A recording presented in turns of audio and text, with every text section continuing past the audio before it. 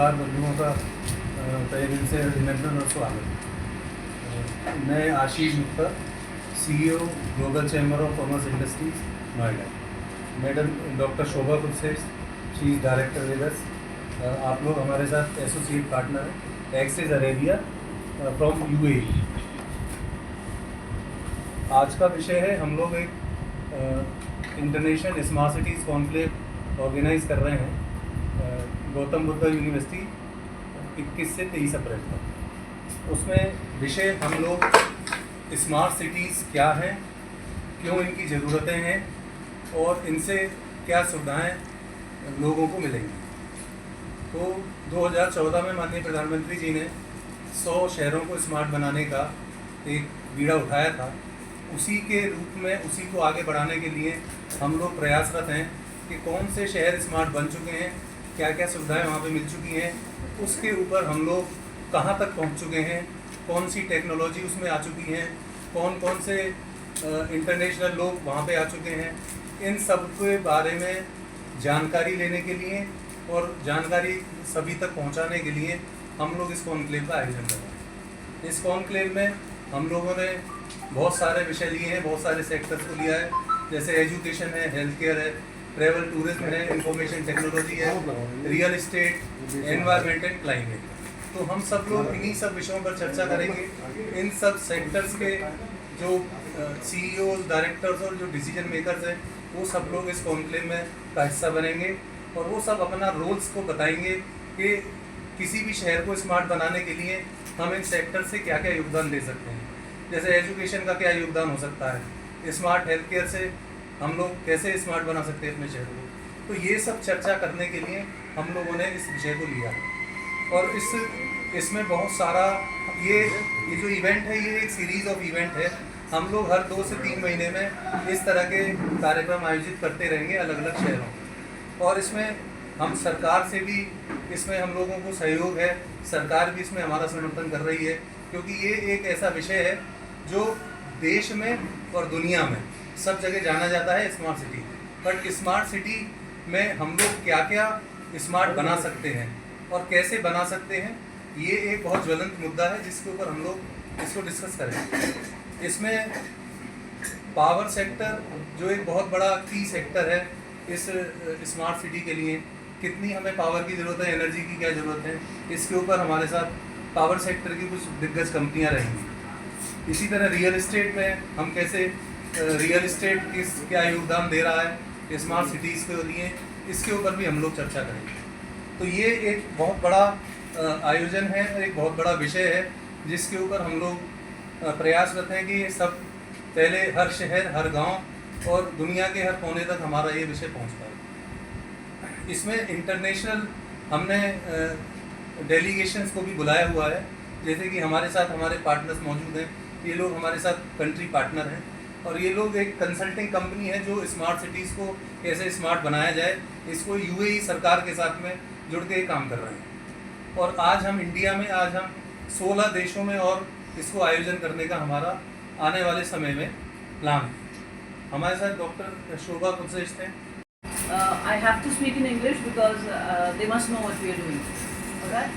Now, the smart city concept started in India very seriously in 2014, and already we have 11 cities in the country which claim to be smart cities.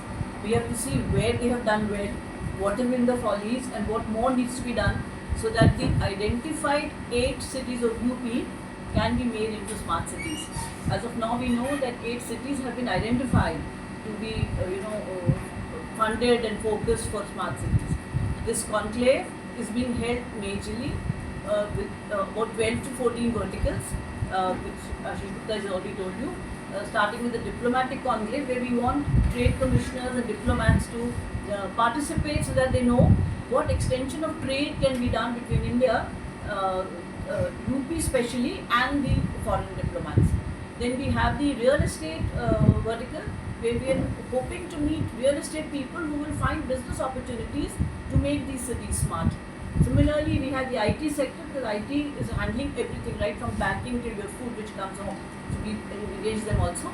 And then tourism is growing in a big way in UP. I think it's going to be the largest state of the country to promote tourism.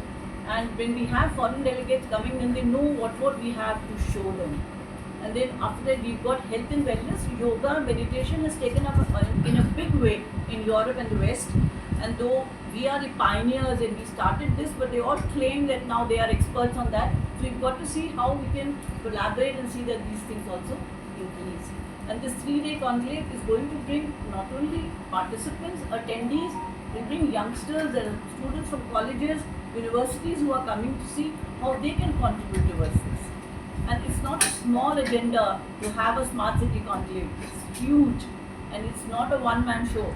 And the press like you is the one who's going to help us to propagate and extend this all over UP. I mean, that's what I have to say. And when they meet there, we are giving them an open hand to have business meetings. They can have MOUs, they can have transitions, they can talk about anything. Either it can be export from the state of UP to foreign countries, or import from there to their states to be able to become smart cities. Is there any business delegates from the outside of India? Yes, as no, well? business delegates presently are there, but there are a lot of them who had Zoom meetings with us for promoting. We've got about 6 sessions every day. 6 sessions every day. Three pre-lunch and 3 post-lunch. Okay. So we've identified that one day the diplomatic conclave is there. One day, one session, then we have real estate, then we have IT, then we have health and wellness, we have travel and tourism. So like those 12 verticals, we are giving time to different people, have better facilities. They get out from the rural to the urban transition without leaving the rural. See, we cannot do away with the rural areas.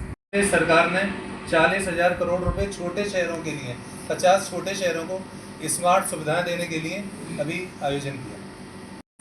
London and UAE. We're here to unlock opportunities between Saudi Arabia and India. We're here to, get as much information as possible. We already have a lot of investments happening in the GCC, so we're just going to be, getting everyone together, opening up opportunities for the two countries to benefit from each other, or the GCC and India itself. So this is technically what we're doing. I hear my partner James. Again, thank you for having us. It's very exciting for us to be in India. I think we've already got a huge amount of bilateral trade and investment between the GCC and countries like Saudi Arabia and India. There's a huge amount of interest in the Indian market from companies we've spoken to come into the GCC. We see one of the biggest opportunities at the moment is Saudi Arabia. We're talking smart cities. The Saudi sort of estimates on construction spend between now and 2030 is $1.3 trillion, of which I think 600 billion is allocated for real estate. So there's massive opportunities. India's got some really good, strong companies that I think would be perfectly placed to come into the Saudi market and help develop that sector. So we're here to meet as many companies as possible. We're here to help guide companies into the UAE and Saudi markets and do what we can with our strategic partner, the GCCI, who have an unmatched knowledge of the business landscape in India, networks across the business landscape, and I think together, there's a huge amount we'll be doing to help build smart cities in Saudi Arabia and the UAE, and likewise helping investors and companies from the GCC enter the Indian market. I think there's a lot more to come.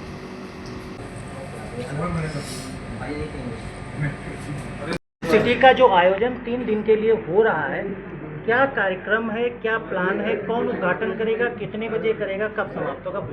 Global chamber of commerce and industry international smart city conclave का आयोजन कर रहा है। इसका उद्घाटन Gautam Buddha university में कल 11 बजे 21 अप्रैल को होगा, जिसका उद्घाटन माननीय आशीष जी, जो गृह मंत्री हैं दिल्ली सरकार, माननीय कैप्टन विकास गुप्ता जी, जो स्टेट मिनिस्टर है भारत यूपी में, तो इनके द्वारा होगा। और इसमें कई यूनिवर्सिटी के वाइस चांसलर भी रहेंगे और उद्योग जगत के लोग भी रहेंगे।